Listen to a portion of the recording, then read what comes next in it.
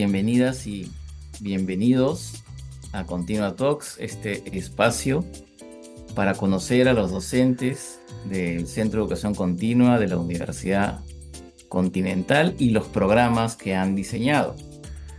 Les saluda Andrés Corrales, director del Centro de Educación Continua.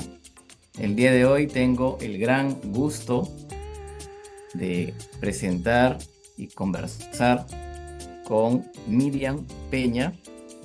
Ella es una destacada abogada con mucha experiencia en gestión pública, integrante del Cuerpo de Gerentes Públicos de Servir, y justamente vamos a hablar con ella sobre un tema muy importante como es el de la calidad regulatoria. Bienvenida, Miriam. Muchas gracias, Andrés. Muchas gracias por la bienvenida y encantada de poder participar en este espacio.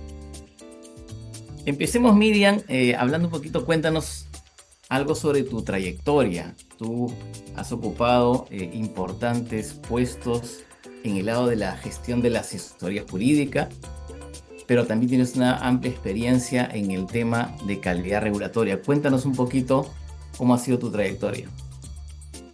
A ver, como buena piurana de carácter, decidí por el derecho y bueno, me he desempeñado varios años en posiciones de asesoría jurídica, como bien lo mencionas, en varias entidades como el Ministerio de Trabajo, el Jurado Nacional de Elecciones, también dentro de la Superintendencia Nacional de Fiscalización Laboral, ¿no? Entonces, ese espacio también me permitió a mí postularme para ser gerente público, como bien lo has manifestado. Un espacio que también me permitió desarrollarme en el Ministerio de Educación, en una de las UGELes de acá de Lima, y posteriormente ya he desempeñado mi carrera como directora general de Desarrollo Normativo y Calidad Regulatoria en el Ministerio de Justicia y Derechos Humanos. Esta posición a mí me permitió desempeñarme también como comisionada de la Comisión Multisectorial de Calidad Regulatoria, que es una de las entidades que forma parte, digamos, de esta revisión, de esta supervisión que se hace de la implementación de la calidad regulatoria en el Perú.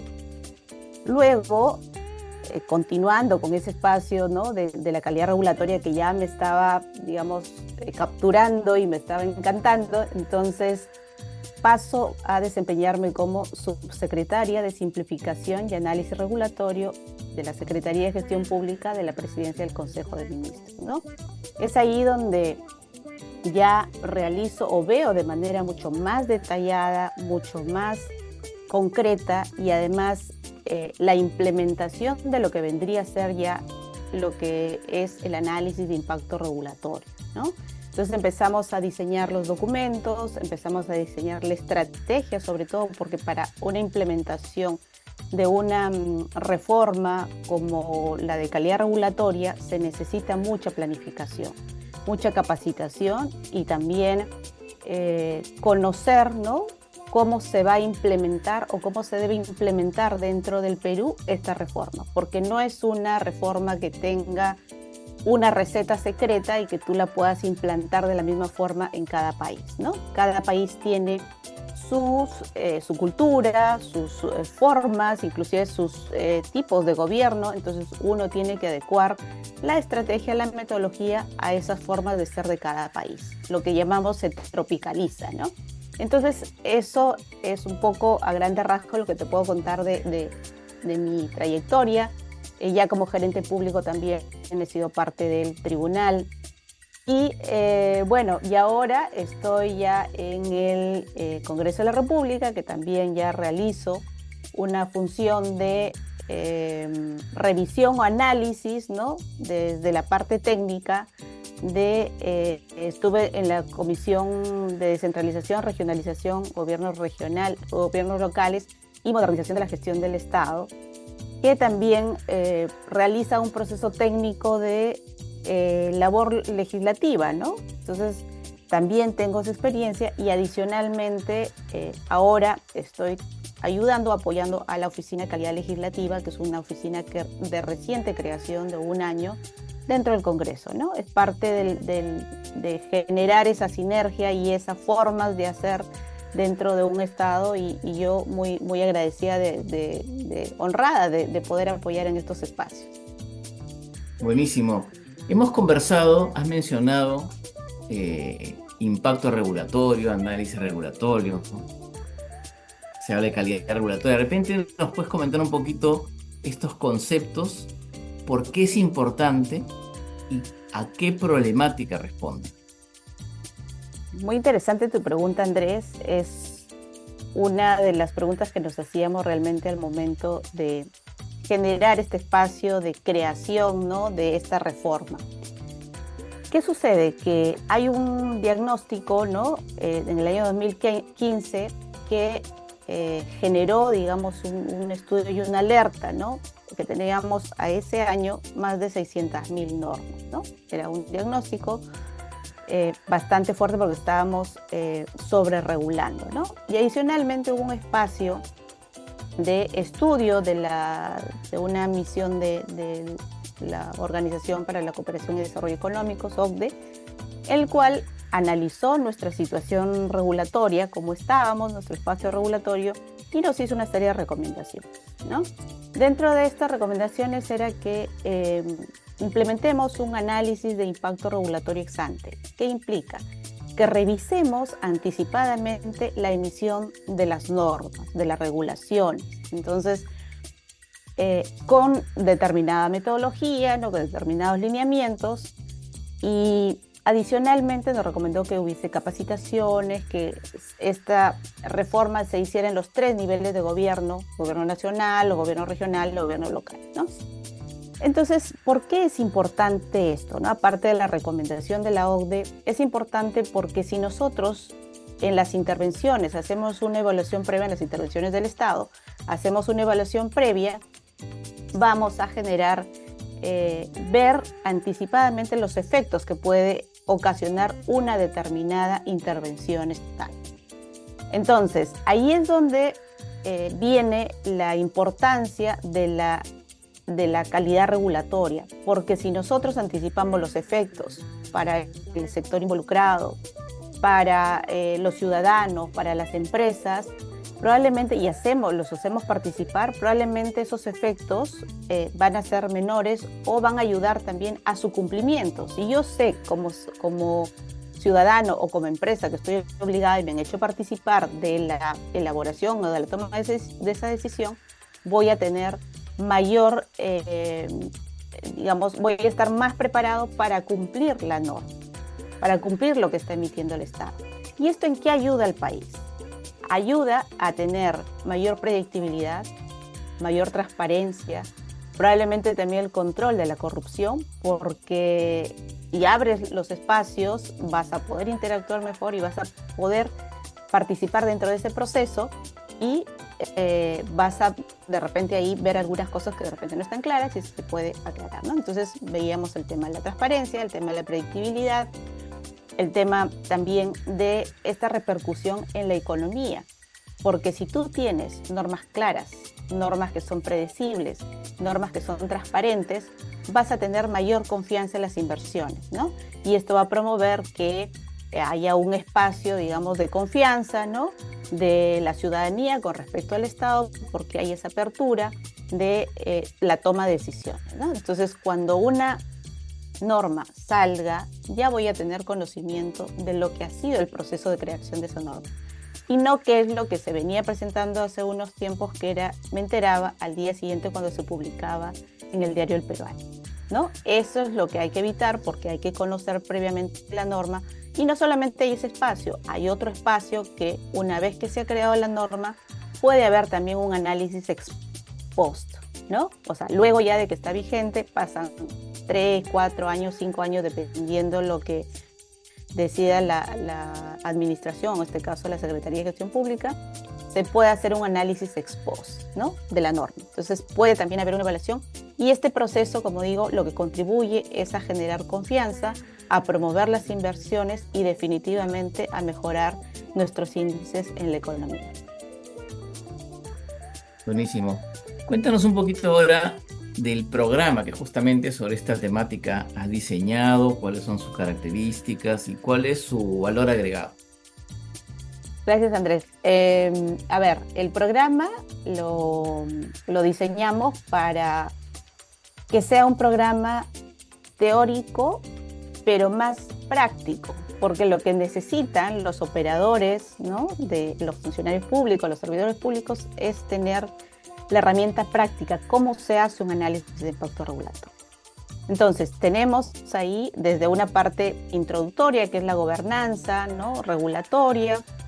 Hablamos de benchmarking, ¿no?, de la experiencia comparada, cómo se viene haciendo en otros países, y también cómo lo hacemos nosotros dentro del Perú. ¿Cuál ha sido nuestra historia? Porque tenemos nuestra historia también de buenas prácticas. Entonces, cómo lo hemos venido ejerciendo en este espacio de tiempo, ¿no?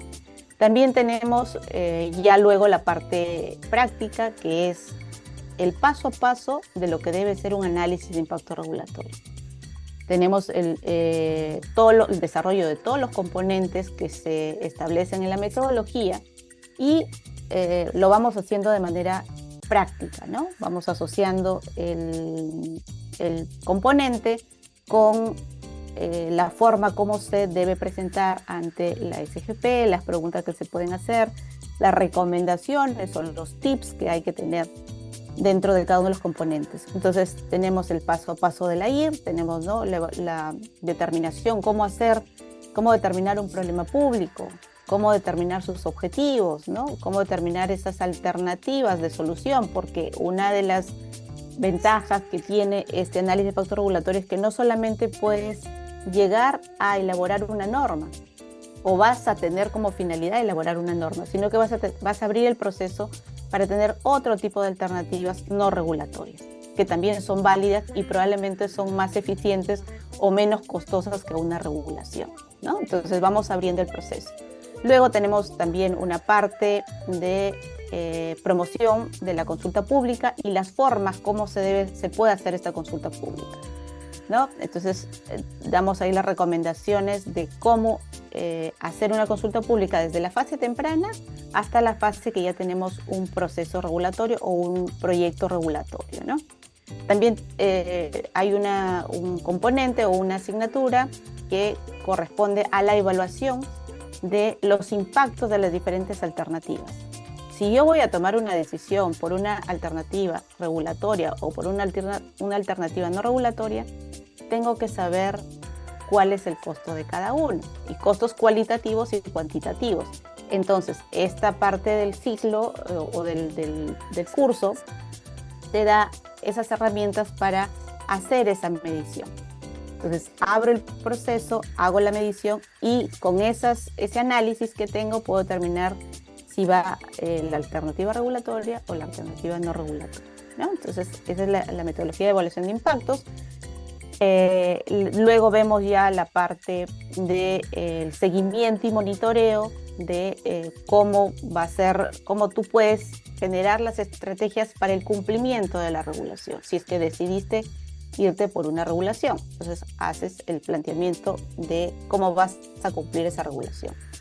Y finalmente analizamos algunos casos prácticos nacionales o internacionales de cómo se hace un análisis de impacto regulatorio, porque hay que verlo en concreto, ¿no? Cómo está. Primero te enseñamos cómo hacerlo y luego te enseñamos también cómo es el resultado de ese proceso, ¿no?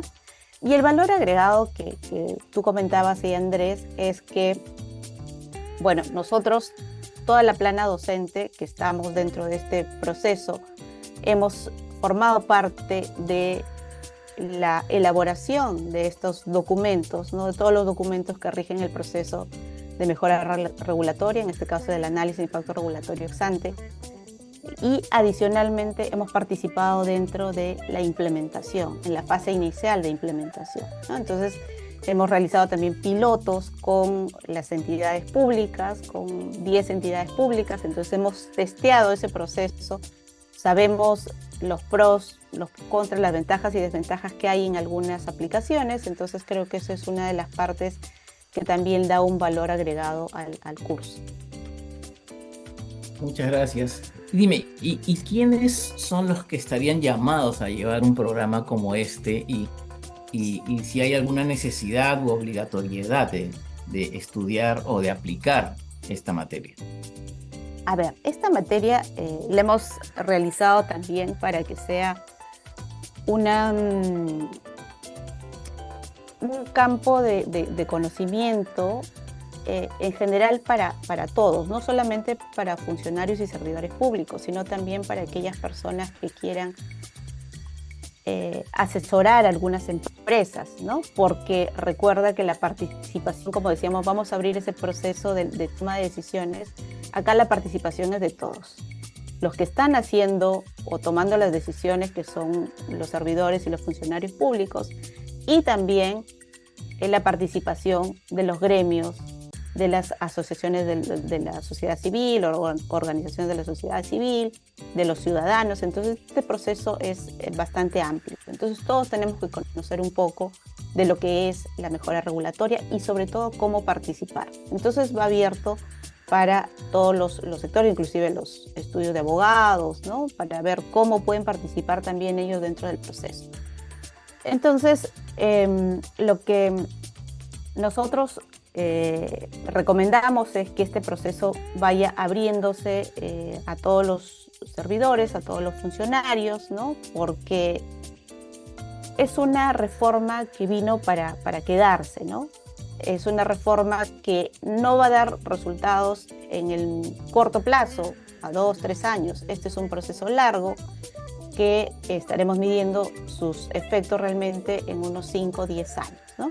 Entonces, es una forma en la que nosotros los servidores podemos ir apoyando, podemos ir fortaleciendo nuestras capacidades, porque la idea también es que este proceso tenga un enfoque multidisciplinario, no solamente de los abogados, que somos los que por lo general hacemos las normas, sino más bien un enfoque multidisciplinario donde van a participar todos los funcionarios de la institución, de los que están haciendo la norma, ¿no? Desde los órganos de línea, que son los que proponen estas iniciativas, ¿no? O la toma de decisiones, la asesoría, la Oficina de Asesoría Jurídica, por supuesto, ¿no? Porque finalmente revisa todo este proceso, cómo se ha desarrollado desde la parte legal, pero también están los que forman parte de la organización, por ejemplo, modernización de la gestión del Estado, ¿no? Que están ahí, tienen una parte importante dentro del área de planificación y presupuesto, probablemente, dependiendo de cómo se forman las unidades orgánicas dentro de cada entidad. Entonces, van a participar también ellos y van a participar también otras áreas dentro de la entidad. Por ejemplo, si hay una área de estadística o una área de análisis de datos, ¿no? O probablemente si hay sociólogos o si hay economistas o si hay ingenieros, todos ellos van a participar del proceso de toma de decisión, y es importante que conozcan de qué se trata, cómo enfrentar, digamos, las diferentes posibilidades que trae esta metodología. Entonces es un campo muy amplio. Como les digo, no solamente de los abogados, es un campo que va a ir mucho más allá, y es la idea que se tenga en el desarrollo de esta metodología, que es un análisis multidisciplinario, no solamente de los que tienen a cargo la redacción de la norma o los que van a probablemente elaborar la norma, sino más bien que se participe en la entidad de la mayor cantidad de especialistas relacionados, por supuesto, con el tema, pero ese es el enfoque multidisciplinario que debe tener esta metodología para que nos lleve a mejorar resultados. Excelente, gracias. Y dime, ¿cuál ha sido tu experiencia con el programa, con el dictado, con la interacción con los estudiantes? De repente, ¿nos cuentas un poquito? Gracias, Andrés, por esa pregunta, porque me parece muy cercana, porque te lo comentaba, es un espacio en el que se reúnen, ¿no? O nos reunimos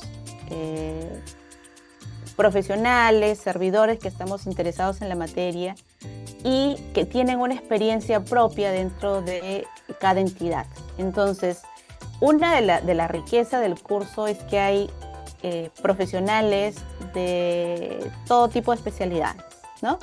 Inclusive hemos tenido un alumno internacional de República Dominicana, si mal no me acuerdo. Entonces, hay esa participación de muchas especialidades, de traer a la clase esos problemas que probablemente están dentro de las entidades y que ayudamos también con algunas sugerencias, algunas recomendaciones que sigan alguna estrategia, etcétera, etcétera, ¿no?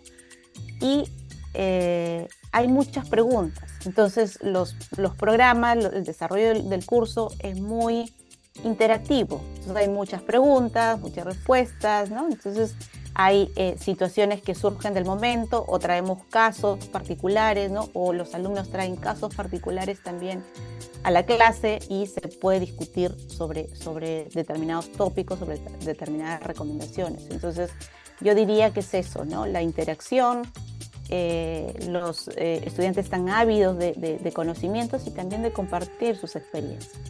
Entonces es un aprendizaje mutuo y creo que esa es una de las valías también de esta interacción con los alumnos, ¿no? Creo que es esa riqueza, ¿no? Esa complementariedad y también una parte inclusive de reconocimiento mutuo y de saberse que no están solos dentro de la entidad o no están solos dentro del Estado, del gobierno, porque pueden recurrir también a otras experiencias y sentir que lo que están pasando en ese momento probablemente no están solos, o otras entidades también tienen las mismas necesidades o tienen probablemente las mismas dificultades para afrontar el tema de la implementación. Entonces, lo que hacemos nosotros es brindar ese espacio para tratar de orientar, recomendar. Finalmente, la entidad es la que toma la decisión, pero hay algunas recomendaciones que se pueden hacer. Creo que ahí está también la valía que te comentaba del desarrollo de estas clases, ¿no? Genial, gracias. ¿Y qué le recomendarías a alguna persona que nos esté viendo, que está dudando, animándose en llevar un programa como este? A ver, es un programa que, como vuelvo a repetir, es un programa que tiene un carácter teórico-práctico, con énfasis en lo práctico. Tiene también un cariz, digamos, de vertir las experiencias propias, ¿no? Dentro del proceso. Entonces creo que esto va a abrir el análisis crítico, el análisis de poder hacer un análisis de impacto regulatorio. Y yo los animaría porque lo que van a adquirir en este curso es, primero, el saber hacer un análisis de impacto regulatorio. En segundo lugar, es conocer sobre la revisión de un análisis de impacto regulatorio, si soy un asesor probablemente o un abogado que estoy asesorando cómo van a hacer esta metodología. Y también creo que es importante el hecho de generar esa práctica multidisciplinaria o esa conversación de diferentes enfoques, y eso lo van a obtener en el curso. Entonces, tenemos la mirada desde la parte, digamos, de teoría general, ¿no? Teoría general del análisis económico del derecho, de la gobernanza regulatoria, hasta el plan de seguimiento de una regulación, si es que hemos tomado esa decisión como más beneficiosa, ¿no? Entonces, tienes todo el proceso. Yo los animo a que se unan a este programa, porque en realidad van a obtener la parte, digamos, teórica, la parte metodológica, la parte de incorporar esta metodología dentro del aplicativo, ¿no? de la Secretaría de Gestión Pública, del análisis de impacto regulatorio. Entonces van a poder interactuar también con esa parte. Y finalmente, porque estamos involucrados los que hemos elaborado estas metodologías, los que también hemos testeado en una primera fase estas metodologías y los que también sabemos cómo se desarrolla este proceso, ¿no? Así es que los animo a que puedan participar, anímense, que es un curso que tiene todos los componentes de la IR y en el cual damos algunas recomendaciones para algunos casos concretos que de repente se puedan presentar también en el desarrollo del curso. Muchísimas gracias, Miriam. Ha sido un verdadero placer tener esta entrevista contigo. Muchas gracias. Espero que podamos tener otro espacio próximamente. Y a todos ustedes, muchísimas gracias. Nos vemos en otra edición de Continua Talks. Hasta pronto.